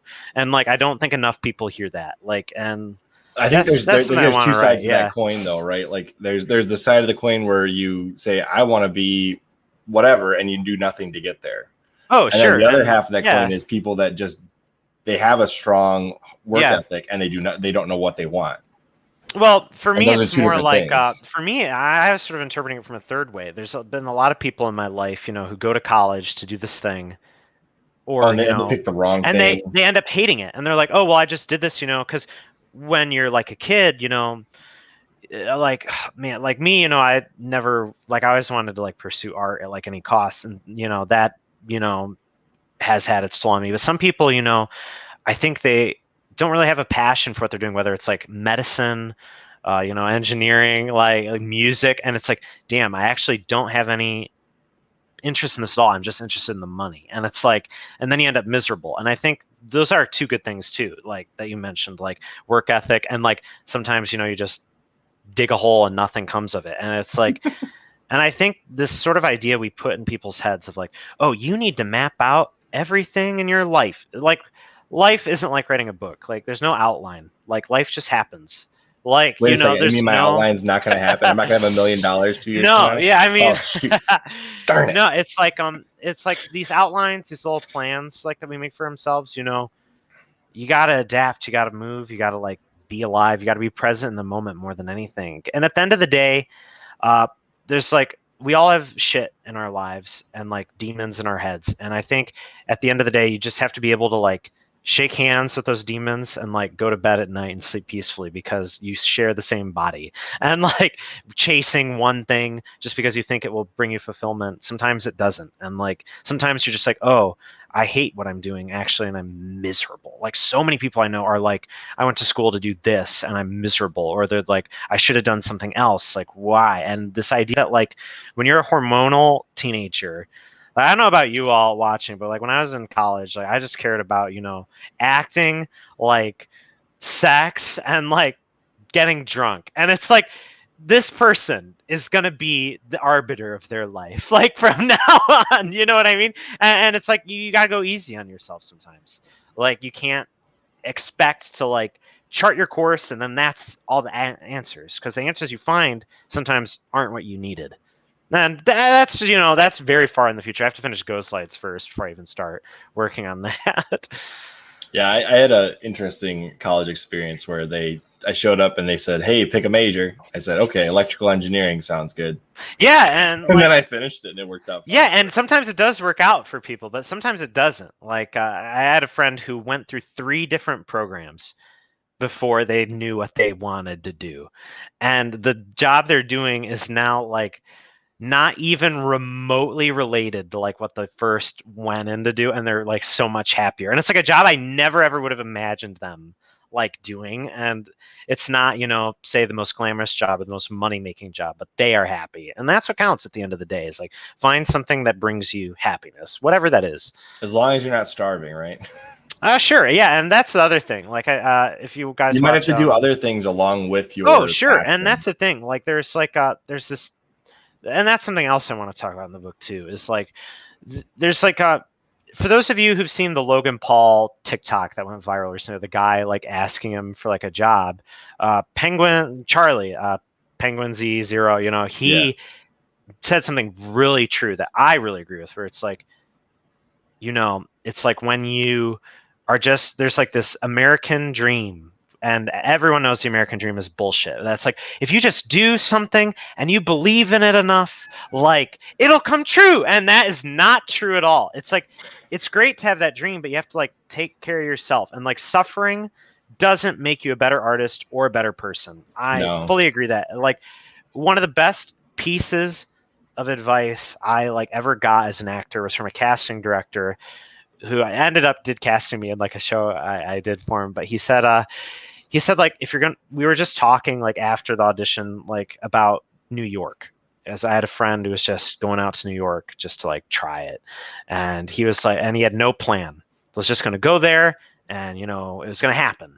And this casting director gave me this piece of advice that's always stuck with me. And it was like, starving in a box in New York will not make you a better artist. And I'm like, yeah, that's true. That is very true. Like, you always got to have at least a level of income necessary to fund. Yeah, take care of yourself. Passion. Like, take care of yourself, and like, it will happen. Like, and I am definitely like of the belief that like if you believe in it enough, like it will happen. Or like, but you have to work hard alongside. Yeah, that, right? it's like So you like you had jobs throughout the entire time you were doing this. Well, yeah, and even as an actor, like but like vampires, I was like fully employed, like the whole time I was writing this book, and I still am. Like, I'm writing my next book, I am still like at my job. It's something I do in the evenings, something I do like in downtime that like brings me joy, and like especially like as a writer and an actor or a musician, anyone starting out as an artist, it is very, very, very rare that you will be making that like. You see, like, say, Tom Cruise or someone on TV, and you see them living this luxurious lifestyle, but like they started out, probably like us. It's like, it's not, oh, I'm just going to do this one thing and then I'm going to be wealthy. It's like, you got to hustle. Like, and I have a lot of respect for like artists, and there is like discipline too. You can't kill yourself like and let the art run away, and you can't like, stifle the art either. It's like this there's this great book by Declan Donnellan called The Actor and the Target, which talks about acting as like a flow, and you're like trying to find this like flow, this like balance in all things in life. And yeah, it's really beautiful. That's all I'm going to say about that. Well, I guess the next question would be like pretty natural to come from that is how difficult is it to balance your work life and your passion? It is easier than when I was acting. And I'd say when I was acting, I do want to get back to acting once like we get, the Delta variant and all this stuff under control a little more. Yeah, that's a great book. If anyone wants to learn about acting, this is a really nice starting point. I'd say this is really good. And then An Actor's Work by Konstantin Stanislavski is really good. But anyway, how hard is it to balance work and life? It can be hard. I'm not going to lie. Like, there are definitely days where you have to find out like what works for you right now. But almost always I found that like when you need to write, take that time and write. Or if you need to act or make music or paint, draw, whatever it is out there that you're into, find that time and make time for it. Like, and if it's good, you'll probably find it. Yeah, and you find, well, I think as long as you put your truth and like, as long as you are honest to yourself and you're making it, and like you are putting out a true human soul touching thing, I think people will connect with it no matter what. It's just I was going to say about the balance. Like, there were definitely some days where I like didn't want to work and would just want to write, and there are other days where it's like I don't even want to like touch this. I want to like go out and like play video games for 10 hours and just decompress. And I will say some days to decompress are really nice. Like sometimes, especially with writing, it's like in your head so often. Like sometimes like you should take a little step back. Like in Stephen King's book on writing, he recommends like once you finish a draft, don't touch it for 6 weeks and then read it. And that is amazing advice if anyone out there wants to be a writer, because like it feels new, you approach it with new eyes. Yeah. And it is a common failing of every writer, and I myself started to do it and then I read on writing and stopped. Is like as soon as you finish the draft, you're like, yeah, woohoo, I gotta edit now. And it's like, no, like you are still too entrenched in it, and it's like you gotta walk it back a little bit. 5-star rating from 3 ratings, guys. Yeah, so far, thank you, all 3 of you who gave it 5 stars. That really helps. Like, it really does. Like, Amazon's all about the clicks and like the ratings and the algorithm. So, yeah, thank you. There's subscribers and you can follow on me YouTube. Too. Yeah, you can follow Eric. Yeah, it's not which like, I do, by the way. Well, thank you. I do appreciate that. It's not that he probably wouldn't just tell me when he's writing. It's not like anyways, it's definitely not. I mean, there's like a blog feature to it, but it's not going to be like YouTube where I'm like, oh, I'm updating every day, blah blah blah. Here you go. Like, it's you could very, do very a vlog different. about writing. I could, but then like I'd want to make the vlog perfect, and that would take away from my writing. That's why you just gotta. The vlog's gonna be just a stream of consciousness, whereas the writing is outlined and perfect. God, like it could be a 10-minute video. You're like, today just didn't go well. But that's another question. How do you deal with the like? Let's just say there's a couple weeks where you're just like creative, just can't do it. How do you deal with that to progress through? I always would, and what I've been doing is I like set like goals for myself, where it's like by this date I want this much done. And being an actor was really great because it taught me discipline. It was like, unlike every other job on earth, opening night is not negotiable. As a stage head, that is not negotiable. So for me, I would always like say, oh, well, I put everything in its place. Like I will say like, all right, I'm working from this time to this time. After that, maybe I'll play video games for like 2-3 hours. Then I'll write for like 3 hours or 4 hours. And, you know, everything has its place. And meditation really helps with that as well. But basically, I try and keep myself to a schedule. And right now with like a Ghost Lights, I didn't keep myself into a schedule, and I've written 30,000 words, 80 pages. And it's like, I kind of wrote myself into a corner because I didn't do my research. So now I'm going back and I'm like doing a bunch of research on a bunch of different topics to try and like make it sound like I know what I'm talking about. So yeah. So yeah, I would say like discipline is very hard, but once you make it a routine, the human brain like loves routine, for better or for worse. So be sure like it's a good routine. All right, so here's the next question I have for you. So you're talking about doing a Monroe trilogy, but they're all set in kind of the same decade. Oh, have you ever thought about writing like historical fiction of Monroe? Actually, not of Monroe, but I have thought about like writing historical fiction. Because I really enjoyed Ken Follett's stories, or Follett, how he pronounces his name, where it's like 100 years or 200 years between each of the novels and the Kingsbridge. Oh books. Yeah, yeah. I've always been interested by historical like fiction. I think I'd love to write stuff in like the 20s or the 30s or like the 50s would be really interesting. 60s and 70s would also be super interesting. But I really think if I were to do a historical like history or whatever, not like a historical fiction, I'd set it in the 1990s, I think, before anything else, because that was like what I grew up in. And now already we're seeing all these 90s period pieces like coming out. Yeah, because we're all of the age that we can write those. Yeah, it is. Like, I mean, that's our story. It's like, it's what, like 30 years ago is 1991 now. So it's like, yeah. Long? Yeah. So it is like that time. It's like kind of like hip and cool to like 90s stuff. And I think it always was. Like people always like that Dixie cup and like, you know, like the see-through gaming consoles and like computers and like that sort of like 90s aesthetic. It was like kind of like the last age where the internet hadn't tainted us. The future is now. I say that in jest. I know. But yeah. Yeah. I'd love to do a 90s story. I don't know what it would be about, but I'd love to do something. Actually, man, what I'd love to do, and I'd write a book about Y2K. I'd write a book, and it's actually not even 90s. I'd write a book like about a family affected by like 9/11. Like I'm imagining like Edward Yang's Yi Yi meets like 9/11, where this tragic event triggers all these skeletons to like come out of the closet. I think that would be, you know, really interesting to like see. Yeah, I think traumatic events can definitely bring that out, especially especially if it exists in the family where there are these issues.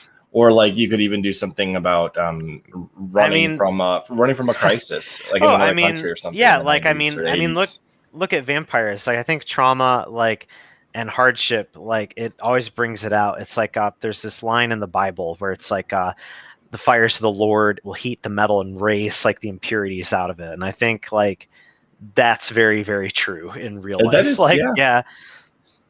It's almost like religious Darwinism. I don't know if it's like Darwinism because it's more like I think it's meant to be like yourself. Like I don't think it's meant to be like a people. Yeah. He's like, we're gonna call the people. No, I hope not. I mean, that happened in the Bible, like Sodom and Gomorrah.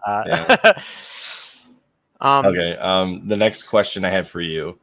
I know you write books now. I know you had previously written scripts for dramatic pieces. Yeah. Or like things to be presented on stage. theatrical. That's what I'm trying to Yeah, come over. none have ever been produced. And The question I have for you though is, are you still trying to pitch those? I have some ideas, but I wouldn't want to pitch anything I've already written, except Okay. and this would be a film I'd want to do. I'd love, and not a stage play, it would have to be a movie, but I'd love to adapt The Stranger by Albert Camus. Like, I'd love to set it to modern day. I think it would be like Chicago. Chicago feels like is like my Algiers, like a little bit, like this place that feels of the Midwest but isn't, and like it's really awesome. It's a beautiful book. I dropped my pen. If anyone like is looking for a good book, it's one of my favorite books of all time. It's The Stranger by Albert Camus. It speaks to the human condition, I think, like very few other works of art do. And it's a fast read. You can read it in an afternoon. It's only like 120 pages. So yeah. Is there anything that you would like to say about your writing at this point in time as an independent writer, especially if there's anybody that's trying to get into that? I would say if you're going to be an independent writer, like, I'm paraphrasing this here, so I guess I'll just like kind of make this sentiment my own, if you will. If you're going to do it, like, do it because it makes you happy, because it brings you fulfillment, and because you are allowing yourself to surrender to something that is like greater than you, something that is like, you know, something not like a product, but like a work of art, like a means of expression. And like vampires really is that for me. And I would say, if you want to get into independent writing at all, don't do it for the money. Don't do it for the fame. Don't do it like for immortality, like you're going to become, you know, like Mozart, Charles Bukowski or someone like you that. know, like, or Mozart, you know. It's like, do it because at the end of the day, it brings you fulfillment. And at the end of the day, like, you feel happy surrendering yourself to the creative process. Like, don't do it if you're in it for the money. Like, if you're in it for the money, we don't want to talk to you. So I wanted to let you know, Eric, we talked about this kind of before the show, but Sure.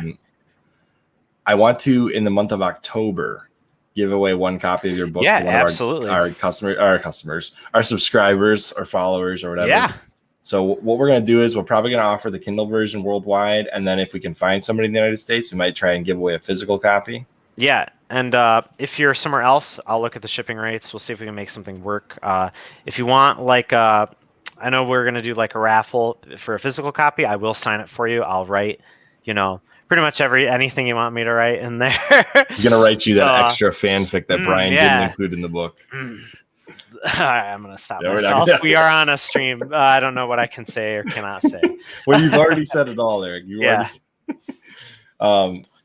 The last thing I wanted to touch on is Eric has done a lot of great writing over the years. And I wish he would bring some more of that to life like he did with vampires, whether it's like a blog or something along those lines. That'd be pretty cool to see some more of your stuff. Yeah, actually, if you do want to see some more of my stuff, I review books pretty regularly on Goodreads. You can follow me there.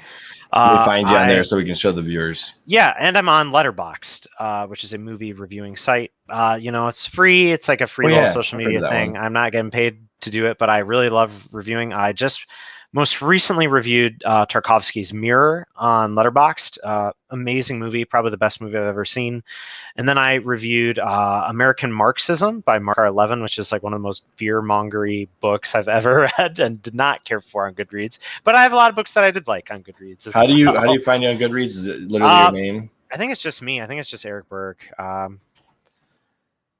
Okay, I'm trying to figure out how you like, because Goodreads, like Letterboxd, I'm on there like every day. Okay, yeah, it's just Erik Burke. Yep, it's just Erik Burke on Letterboxd. I'm rereading a book that I did write a blog about, and I'm revisiting it later, called Trigger Warning, which is basically. I remember that. It's basically like Die Hard set in a school, and it's not good. Well, no, you got to give a little more context than that. It's like somebody who's writing from a very extreme right side point of view. Oh yeah, it's basically an alt-right standpoint. It's basically like, so everyone is a Navy SEAL.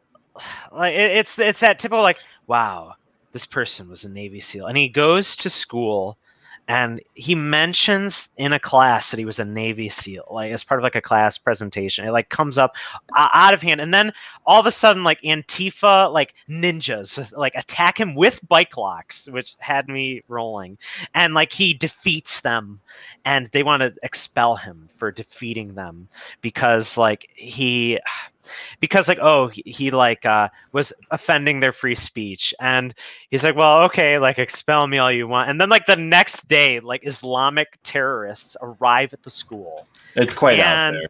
And when they do that, every single Middle Eastern kid at the school immediately changes sides and like joins these like terrorists. I forget what they were. I can't find you on Letterboxd. I was going to try and find you on Letterboxd. Oh, Letterboxd, I am the Burke Nation. Oh, the Burke Nation. Okay.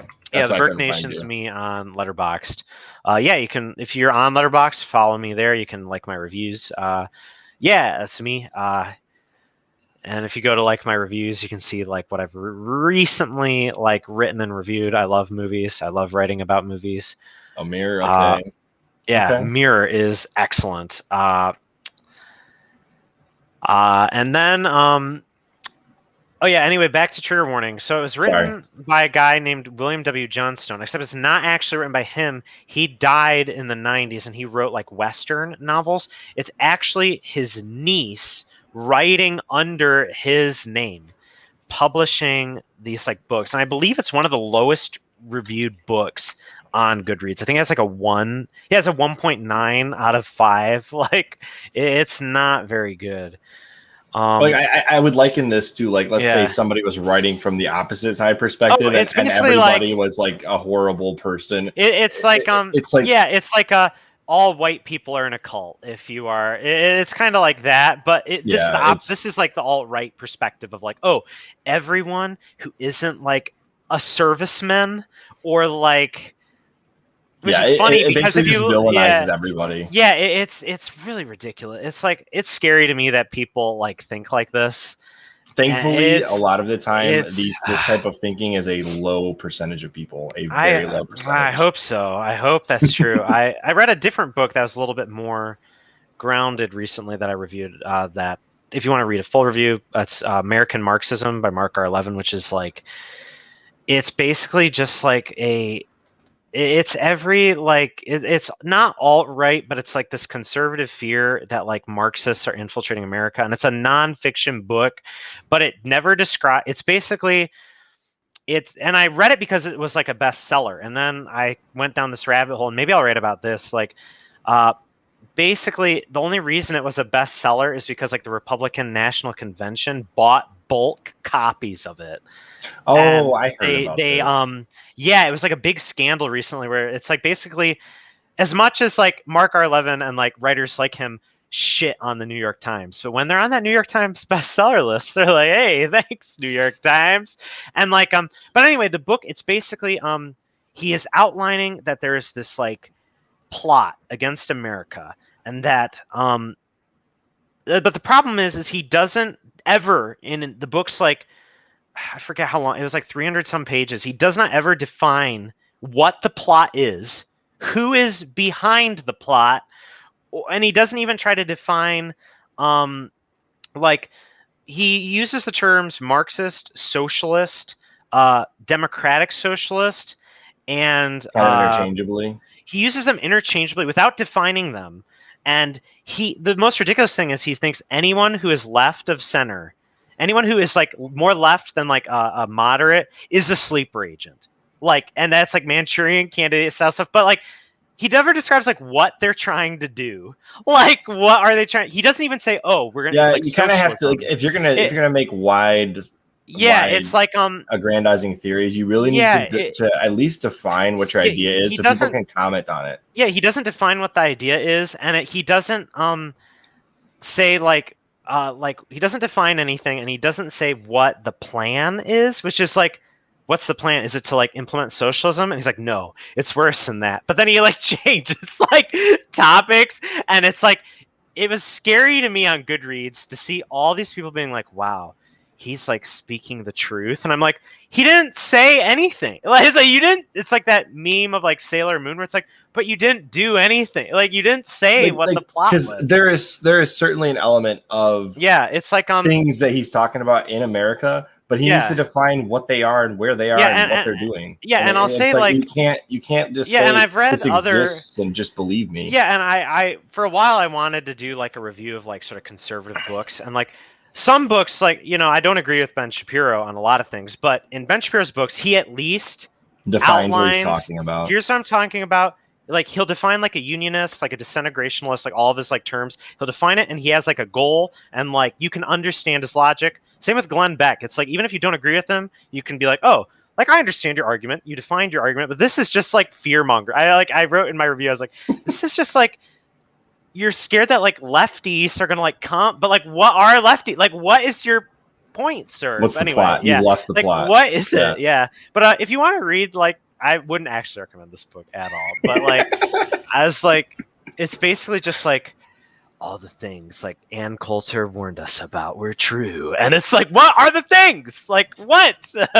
No, I actually appreciate, like, I don't talk about politics very much on this channel, but I do appreciate reading people's ideas about politics. I try and read, like, there's something that I've tried to do, like, if we are talking about politics, like I've tried to like withdraw myself from politics a little bit recently, just because I don't think I avoid them altogether as much as I can. I don't think they serve like a you know, sort of like purpose, I think, in the growth of the human soul. But really. When I disagree with someone or I agree with them, I try and like, I'm like, what is like really being said? Because I think like a lot of times like things get generalized or like, you know, whitewashed this group of people or whatever. Is this, or this group of people is that. And it's like, no. It's like all white men are gonna rape every woman ever, and then on the other side, it's like every gay person is going to turn all of your children trans, and it's like, if you actually read into it, it's like way more complex than either of those statements.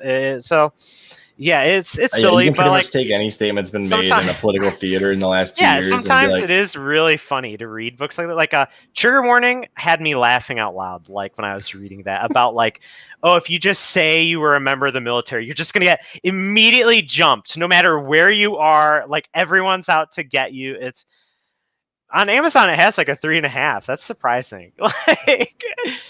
Library binding. How's this $36.95? It must be a hard book to like find. Oh, that's a hardcover, right? So that's like the library bindings are usually like the really expensive ones. Yeah, it's man. All right, good for you. Yeah, William Johnstone passed away, and he was like not a political man, I guess, himself. Like, he only wrote like Western books.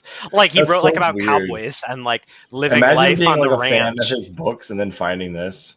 Well, yeah, there's a bunch, like there's like a whole subgenre of this. It's not Johnstone, but there's another guy who, it was like, I forget. It was like there was like a nuclear war, and like some people survived in a bunker, and the only way to survive was to like reinstate the Confederacy. And I was like, oh my God, like, it scares me that people are writing things like that. But I thought you were gonna tell me it was like Cloverfield Lane. And no. And then as soon as you said, I was like, no, that's not cool. No, it goes farther. It's just like, I don't know. And I think like, and talking about that, I think like the Civil War has left like a wound on our country, really, that we haven't even addressed. It's kind of like, you know, people are like, oh, it's in the past, but like, you talk to people on like all sides, like people, you know, African Americans descended from slaves and like, you know, Southerner, and it's just like, there's still just this like raw open wound there. There are definitely places in this country with that going on. It is, and I think like people need to like come together. Oh, there's no exclamation point.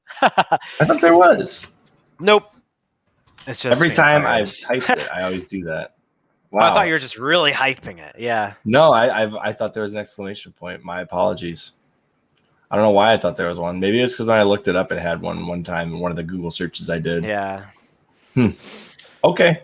All right. Who's playing Brian Stanhope in the movie 2 years from man. now? You know, a bald Timothy Chalamet, if he can grow out a beard. Like, because Brian, when I was describing him physically, I always wanted to describe him as kind of like what I feared becoming. And I kind of like, a lot of times, and something that people have kind of picked up on is like, when you read Brian, like this guy who's like kind of gaunt, tall, bald at like 30, huge beard, like unsettling eyes, like sharp teeth, like imposing figure a little bit. It's like people are like, oh, that's like scary. And it's like something I think that I was trying to make my I canine wanted smile, to but it didn't work.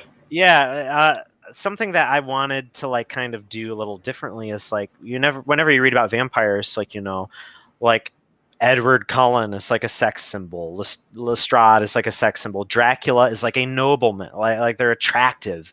And I was like, what if I like took a guy who wasn't necessarily attractive and kind of made him like my vampire in like a sense, like because I think that's like I feel like that's like really real, like in some ways, like no one in the book has like movie star looks like when I describe them, except maybe Zoe, like, and that is described through like Brian's like reference, like stoned like movie referencing brain. Yeah, fair enough. Child prodigy and all. So Brian's being played by who again? I would say if I were to cast the film, just because like I feel like it'd be in a few years, like it'd be Timothy Chalamet, but bald and with a beard. I don't know if he'd do it because he has like awesome. It's a CH. Oh, it's CH. It's okay. and it's EE. It's Timothy with 2 E's. Yeah, Timothy Chalamet.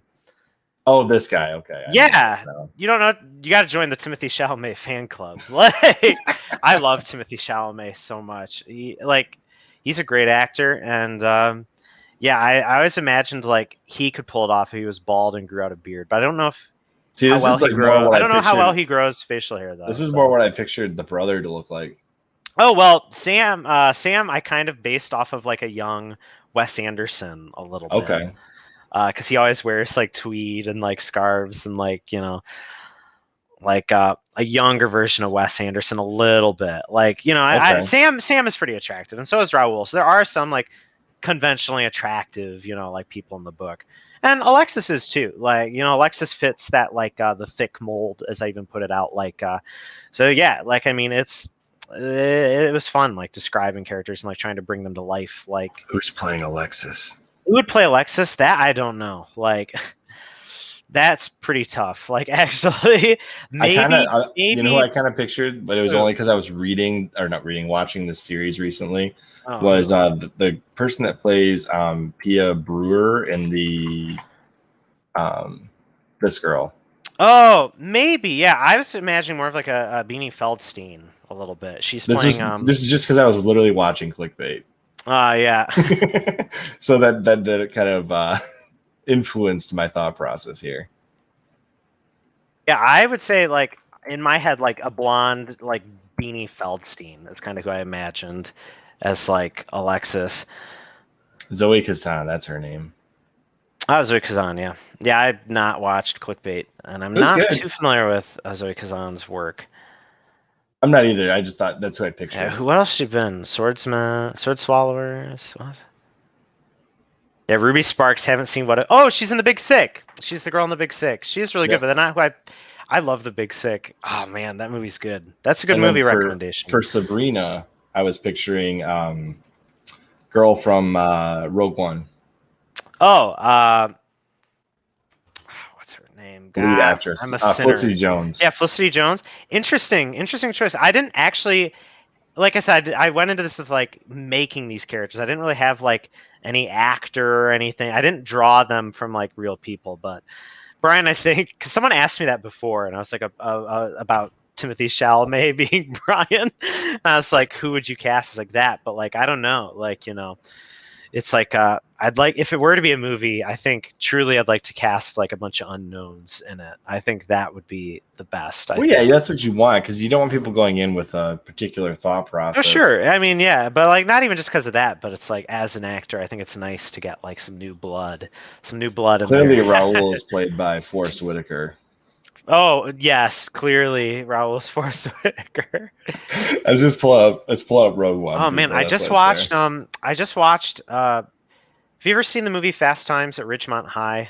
I think. Yeah, I've seen that. Forrest Whitaker is the quarterback in that movie, and it blew my mind. Like seeing this like teenaged Forrest Whitaker like as this football player. It's so good. That's another really good movie. I really enjoyed that one.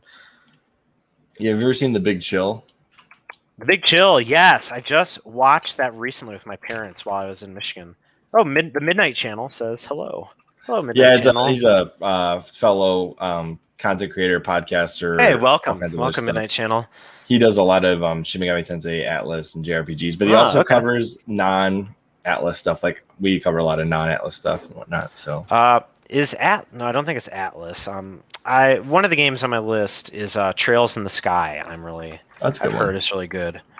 And Trails of Cold Steel. Oh, you mentioned, maybe this would be a final question for you. Sure, yeah. So what forms of media do you like to do in your free time in regards to enjoyment? Enjoyment? Well, reading, of course. I love reading. I love watching movies, and I love playing video games. Like in terms of media, that's awesome. And like watching movies at home is amazing, but I'm really glad things have kind of been opening up again, because like seeing a movie in the theater, especially if you go to some place like the Music Box in Chicago, like an art house theater, it's awesome. It's so cool. Reading is great. I love going outside and like reading. I have like a little balcony I'll sit out on and read. And then video games, I'm usually right here in this chair. Recently I've been playing Genshin Impact, which has just been like a vacuum in my life because there is so much content in that game. You mentioned that when we did the Fire Emblem chat. Yeah, it's basically, I'd say it's Breath of the Wild with husbandos and waifus, and I'd argue it's much better than Breath of the Wild just because there's way more to do, but like, and the story's a lot better than the story in Breath of the Wild. Which not saying Breath of the Wild's bad, because it's like a simple story. It's like, it's just like it's Zelda. It's like a good versus evil, like saving the land. Whereas this, it's like, it starts off with like you're trying to find like your sibling that got lost in this like new world, and everything just like catapults, like it's like Game of Thrones-esque of like all these like alliances and like characters and like all these problems plaguing all these different like countries. And it is a gacha game, so be prepared to shell out some pennies. I'm still free to play. I'm not paying money, although if I pull the character Jean, I've said I will spend money on her swimsuit skin. I am shameless. Go ahead and judge me, but that's it. Fair enough. That's what I've been playing recently. I'm really looking forward to, if we're talking about games coming out, Back 4 Blood. I'm really excited about. I'm really excited about 3, essentially. Yes, I'm excited for that. I'm excited to start the Trails games. As far as movies coming out, I'm excited for. I'm very, very, very excited for The French Dispatch, Wes Anderson's new film. Dune is looking really good. I will say the original Dune was really good too, though. It's so bad, but it is so good, and I love David Lynch. It's like, the thing about Dune that I love is like David Lynch had this idea and he went for it, and that is awesome. That's what you need to do as like artist. Yeah, but this guy right here from Twin Kyle Peaks. MacLachlan, yeah, he's great in Dune. He is awesome in Dune, and like I don't think like any of the actors are like bad, and Sting is really good in Dune as well. It still throws me off that Patrick Stewart's in that at all. Yeah, he's the character that they're having Jason Momoa play Patrick Stewart's character, I think, in the new one. I don't know. I'm gonna have to look up the cast for the new one, but Dune is so interesting, and the Toto soundtrack is great. I actually have this really special place in my heart for Dune. Last year during COVID, it was on HBO Max, and I was doing a David Lynch like completionist run where I was watching all of his movies. And what? Jack Nance was in it? Yeah, Jack Nance. He is in it. He's in like most of David Lynch's stuff. Everyone knows him from Eraserhead and Twin Peaks. He's also in Blue Velvet as one of the gangsters that hangs out with Frank Booth. He's in. I don't think he's in Mulholland Drive, but I think he's in Lost Highway. But Lost Highway I have not seen yet. It is funny that some directors have a specific set of actors. Yeah, a lot of the actors I do. Like a lot of the directors I follow do. Like Wes Anderson is the most like easily recognizable one. Like Bill Murray is like in everything that he does. Like Tilda Swinton's and all this stuff. Like Luke Wilson, like Owen Wilson. It's like I love that little ensemble. Like Martin Scorsese does it too with like Robert De Niro, Leo, Andrei Tarkovsky had like a little ensemble of actors he like used over and over again. It's just like I think, David Lynch definitely like. Yeah, Kyle MacLachlan, if you're out there watching and you've seen Dune or you've seen Twin Peaks, you should watch Blue Velvet. He is. I'm gonna incredible. make a quick break my own rules and say that is a damn fine cup of coffee. Yeah, there you go. I love that line. It's my favorite line in all of Twin Peaks. I have a poster of Twin Peaks up in my kitchen, and I just love David Lynch's like whole style as an artist. He's one of my favorite artists. Like he is like, I guess if I were to say I aspire to be someone, like I try to be, Erik Burke me, but man, I love David Lynch's stuff. Like he nailed it. I think like he nailed like the American like underbelly. I think I would love brilliant. to His do an entire subconscious work podcast just on brilliant. Twin Peaks. Oh, I'd be down. I've seen Twin Peaks. I might have to do this in the future. You've seen The Return, the most? I've not seen The Return, but Okay. I've seen The Fire Walk with Me, and I've seen the entire original series. I've yet to been willing to do the Showtime yet, because it was Showtime that did it. Oh yeah, it was. Yeah, you have to shell out. Yeah, you have to shell out some money if you want to watch it, but it's good. It's really good. Fire Walk with Me is like, I think it's brilliant. It was pretty absolutely brilliant. It was very different thematically from the show. Well, a lot of people, I think, thought, because the show got canceled after 2 seasons. I think a lot of people thought, oh, we're gonna see what happens. It's gonna wrap it up, but it was never about that. It was really Laura Palmer's like character study, and that movie is gut wrenching. Like the last like 20 minutes, like I remember the first time I saw it, I just like started crying. Like during the last 20 minutes, which is brutal. This like brutal murder and like this existential like end of life. It's so good. It's really good if you're a fan of Twin Peaks. Fire Walk with Me is absolutely beautiful piece of filmmaking. And I love that the whole bad guy in David Lynch's show, the original Twin Peaks, was because of a accidental cameraman in the mirror. He was hey, are you an actor? No? Oh, it's you. Like it's so like it's really good. Like I love David Lynch's style. And there is that like when you're writing too, this is like a good tip for those of you who want to write. Like it's good to have some spontaneity as well. Like a big example of the spontaneity was like the whole fight with like Christine and Brian was like a spontaneous moment. The whole a lot of the Talon getting high was like a spontaneous like thing, and like Sandra Johnson's like a lot of the investigation was like pretty spontaneous as well. I will say this: what you did in the beginning with starting with a specific event in the book. I don't know if you want to spoil it or not. But... Yeah. Oh yeah. So there is a little writer's trick, and I actually can't take all the credit for that. So I thank my friends Ethan Rath and Trevor Connors, who were part of my editor, like, and beta readers, really editors too, like who they were the first 2 people who read it. And initially the book just started with chapter 1, like Brian waking up in his bedroom. And they're like, there needs to be like a hook like right away. And I agreed. And at that point, like I was still, working things out in the book. And I was like, oh yeah, like I think this would work. Like, I think this would really work. Like, yeah. So, basically it's not a new writing technique by any means. I think people, if you've read any fantasy at all, you will definitely recognize it from, say, Game of Thrones uses very similar techniques, as does The King Killer Chronicle by Patrick Rothfuss. Like, so yeah, like doing that in media res sort of style. Nothing new, but it's a nice little but even on like 10-minute videos, you'll see like Review Tech USA will hit you with something real quick before he goes into what he's talking about. Oh yeah. And it's usually like a little interesting tidbit before he rolls into the actual media he's covering. Yeah. So, like it's used all over the place. It's a really healthy and smart technique, in my opinion. Yeah, it was fun. That's the human condition, right? We want to know, whoa, what's that? What is this? I think it's good to have that curiosity. Absolutely.